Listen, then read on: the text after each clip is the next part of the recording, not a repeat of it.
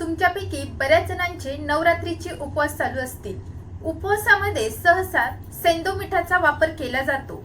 तर हे सैंधव मीठ उपवासासाठी का वापरतात, त्याला सात्विक का समजलं जातं, सैंधव मीठाचे आरोग्यदायी फायदे काय आहेत, आयोडीन मिठाच्या ऐवजी सैंधव मीठ डेली बेसिसवर का यूज करावे, या सर्वांबद्दलची माहिती मी आजच्या व्हिडिओमध्ये सांगणार आहे।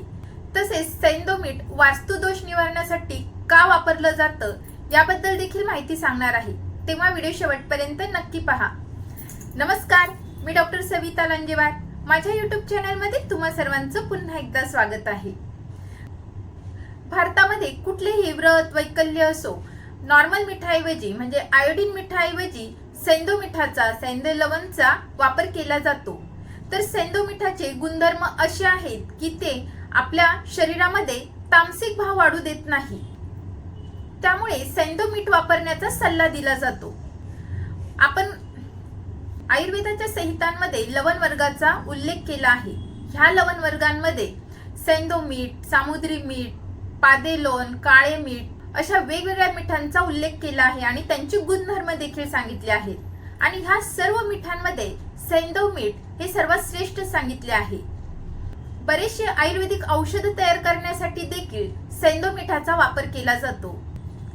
वास्तुदोष निवारण्यासाठी मिठाच्या पाण्याने फरशी पुसण्याचा सल्ला दिला जातो, कारण की मिठामध्ये अशी ताकद असते की ती निगेटिव्ह एनर्जी बाहेर काढते, घरामध्ये सकारात्मक पॉझिटिव्ह एनर्जी देत असते। अशाच प्रकारे मीठ हे आपल्या शरीरातील जी ऊर्जा आहे ती वाढवण्यास मदत करतो। तसेच निगेटिव्हिटी म्हणजे पोट साफ करायला मदत करते, कफाचं विलयन करायला मदत करते। व्हिडिओच्या पुढे आपण बघूयात की प्रत्येक मिठाचे काय फायदे आहेत आणि सैंधव मीठ हे श्रेष्ठ का। सगळ्यात आधी आपण बघूयात की सैंधव मिठाचे काय गुणधर्म सांगितले आहे। सैंधव मीठ हे चवीला लवण म्हणजे खारट तर आहेच, परंतु थोडेसे गोड देखील आहे। ते पचायला लघु आहे, गुणाने शीत आहे, अनुउष्ण आहे, म्हणजे खूप उष्णही नाही आणि खूप शीतही नाही, त्यामुळे ते आपल्या शरीरातील पित्तदोष वाढवत नाही। इतर जे मीठ आहेत ते पित्तदोष वाढवण्यास कारणीभूत ठरतात, म्हणून आपण व्रतवैकल्यांमध्ये उपवासाच्या दिवशी सैंधव मीठ आवर्जून खातो, कारण की उपवासामुळे आपल्या शरीरातील पित्तदोष वाढण्याचे जास्त चान्सेस असतात। कारण की ह्या काळामध्ये आपण शेंगदाणे, साबुदाणा असे पचायला जड पदार्थ खातो आणि यामध्येच तुम्ही आयोडीन मिठासारखं मीठ जर वापरलं तर पित्त अजून वाढू शकतं। म्हणून उपवासाच्या दिवशी आपले दोष बॅलन्स करण्यासाठी सैंधव मिठाचा वापर करण्याचा सल्ला दिला जातो। सैंधव मीठ हे आपल्या शरीरातील वातदोष आणि कफदोष कमी करण्यासाठी अतिशय उपयुक्त सांगितले आहे। रोचनम दीपनम वृषम चक्षुषम विदाहिच त्रिदोषग्नम समधुरम सैंधवम लवणोत्तमम। सर्व लवणांमध्ये सैंधव हे उत्तम असं सांगितलं आहे। त्याचे गुणधर्म सांगताना रोचन म्हणजे जेवणाला चव देणारे आहे। तुम्ही एखाद्या दिवशी कुठल्याही व्यंजनामध्ये मीठ टाकू नका, तर ते जेवण कितीही चांगल्या पद्धतीने जरी बनवलेलं असेल तरी त्याची चव येणार नाही। किंवा ज्या व्यक्तीला काही खाण्याची इच्छा होत नसेल, भूक लागत नसेल, मोहरीच्या दाण्या एवढा सैंधव लवणाचा खडा जिभेवर ठेवावा आणि वरतून पाणी प्यावं, त्यामुळे त्याच्या जिभेवर साचलेला बोधक कफ साफ होतो आणि त्याला जेवणाची इच्छा निर्माण होते। किंवा जेवणाच्या आधी थोडासा आल्याचा तुकडा घ्यावा, त्याला सैंधव मीठ लावावं, ते चघळत राहावं, त्यामुळे भूक लागायला मदत होते, जेवणावर रुची देखील येते। त्यानंतर दीपनम म्हणजे भूक वाढवण्यासाठी अतिशय उपयुक्त आहे। तर यासाठी सेम तुम्ही आल्याचा थोडासा तुकडा आणि त्याला सैंधव मीठ लावून खाऊ शकता, किंवा आल्याचा थोडासा तुकडा तव्यावर भाजून घ्यावा आणि त्याला सैंधव मीठ लावून चघळत राहावं, त्यामुळे भूक लागण्यास मदत होते आणि घेतलेल्या अन्नाचं व्यवस्थित पचन व्हायला देखील मदत होते। सैंधव मीठ हे वृक्ष सांगितलं आहे। सैंधव मीठ हे चक्षुष्य म्हणजे डोळ्यांसाठी देखील हितकर सांगितलं आहे। सैंधव मीठ हे अविदाही सांगितलं आहे, म्हणजे जर त्याचं सेवन केलं तर आपल्या शरीरामध्ये विदाह निर्माण होत नाही, म्हणजे बर्निंग होत नाही। सैंधव मीठ दिवसाला 1.5 ते 2 ग्रॅम एवढ्या प्रमाणामध्येच खावं। बऱ्याच लहान मुलांचा कफ हा घट्ट झालेला असतो आणि लहान मुलांना खाकरता येत नाही, त्यांना कफ काढता येत नाही। अशा वेळी काय करायचं, आपली जी देवाची पळी असते त्या पळीमध्ये कोमट पाणी घ्यायचं आणि त्याच्यामध्ये मोहरीच्या दाण्या एवढा सैंधव मिठाचा खडा टाकायचा. ते पाणी व्यवस्थित मिक्स झाल्यानंतर ते पाणी त्या मुलाला प्यायला द्यायचं. त्यामुळे जो कफ आहे तो विलयन म्हणजे पातळ व्हायला मदत होते आणि आपोआपच तो कफ बाहेर पडायला मदत होते. मोठ्या माणसांमध्ये देखील असं सेम करू शकतात. बऱ्याच वेळा कफ इतका दाट झालेला असतो की खोकून खोकून आपण परेशान होतो, पोट दुखतं, कधी कधी खोकताना लघवी देखील निघून जाते, परंतु तो कफ मात्र निघत नाही. तर यासाठी 50 ml कोमट पाण्यामध्ये 1 ग्रॅम प्रमाणामध्ये सैंधव मीठ ऍड करून ते पाणी मिक्स करून घ्यावं आणि थोड्या थोड्या वेळाने ते पाणी पित राहावं. त्यामुळे कफ पातळ होऊन लवकर बाहेर पडायला मदत होते. किंवा ज्या लोकांना दमा आहे, श्वास घ्यायला त्रास होत असेल तर अशा वेळी सैंधव मिठाचा लेप तुम्ही छातीवर करू शकतात. तर सैंधव मीठ आणि तिळतेल थोडंसं कोमट करून घ्यायचं, त्यामध्ये सैंधव मीठ ऍड करायचं आणि हे मिश्रण छातीवर चोळायचं. त्यामुळे कफ पातळ व्हायला मदत होते आणि जो दम लागलेला असतो तो देखील कमी व्हायला मदत होते. जर तुम्हाला घसादुखी असेल तर अशा वेळी कोमट पाण्यामध्ये सैंधव मीठ टाकून त्याचे तुम्ही गार्गल म्हणजे गुळण्या करू शकता. किंवा जर तुम्हाला टॉन्सिलायटिस असेल, कोरडा खोकला येत असेल तर अशा वेळी सैंधव मिठाच्या पाण्याने गार्गल म्हणजे गुळण्या केल्यावर चांगला फायदा बघितला जातो. सैंधव मीठ हे शुलग्न म्हणून देखील सांगितले आहे. जर तुम्हाला पोटामध्ये गोळा आला असेल, वाताचा गोळा आला असेल किंवा महिलांना पाळीच्या वेळेस ओटी पोटामध्ये दुखत असेल तर अशा वेळी 1 ग्लासभर कोमट पाण्यामध्ये 1 ग्रॅम सैंधव मीठ टाकावं, त्यामध्ये 1 चमचाभर गाईचं तूप टाकावं. हे पाणी पिल्यामुळे ओटी पोटात येणारा गोळा कमी व्हायला मदत होते, पाळीचा त्रास देखील कमी व्हायला मदत होते. किंवा तुम्हाला अजीर्णामुळे पोटात गोळा आला असेल, पोट दुखत असेल तर यासाठी 1 चमचाभर आल्याचा रस घ्यावा, त्यामध्ये 1 चमचा लिंबाचा रस ऍड करावा आणि चिमूटभर सैंधव मीठ टाकावं. हे मिश्रण पिल्यामुळे अजीर्णामुळे होणारे पोटदुखी कमी व्हायला मदत होते. किंवा आयुर्वेदिक मेडिकल मध्ये हिंगवाष्टक चूर्ण नावाचं औषध मिळतं, त्यामध्ये देखील सैंधव मीठ आहे. तर ते तुम्ही अर्धा चमचा कोमट पाण्यासोबत जर घेतलं तर अजीर्ण कमी व्हायला मदत होते. बऱ्याच जणांना वारंवार पोटफुगीचा त्रास होत असतो, अपचनाचा त्रास होत असतो, तर अशा वेळी अर्धा चमचा सुंठ पावडर तव्यावर भाजून घ्यावी आणि त्यामध्ये मग चिमूटभर सैंधव मीठ ऍड करून ती सुंठ पावडर जर तुम्ही खाल्ली तर वारंवार होणारी पोटफुगी कमी व्हायला मदत होते.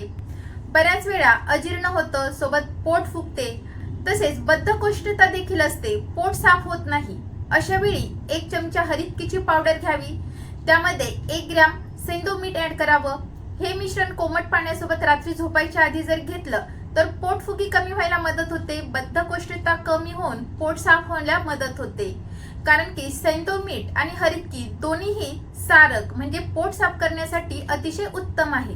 किंवा रात्री झोपायच्या आधी कोमट पाण्यामध्ये 1 ग्रॅम सैंधव मीठ टाकून ते पाणी पिल्यामुळे सकाळी पोट साफ व्हायला मदत होते. जर तुम्हाला कुठेही दुखत असेल, वेदना होत असतील, जसं की गुडघा दुखत असेल किंवा कुठलाही जॉईंट दुखत असेल, सांधे दुखत असतील तर अशा वेळी मिठाची पुरचुंडी तयार करून घ्यावी. किंवा मीठ आधी गरम करून घ्यावं आणि मग त्याची पुरचुंडी बांधावी आणि त्या पुरचुंडीने ज्या ठिकाणी वेदना होत आहेत त्या ठिकाणी शेक द्यावा. पुन्हा गरम तव्यावर ही पुरचुंडी ठेवून शेक देत राहावा. त्यामुळे वेदना कमी व्हायला मदत होते. जर त्या ठिकाणी सूज असेल तर ती सूज देखील कमी व्हायला मदत होते.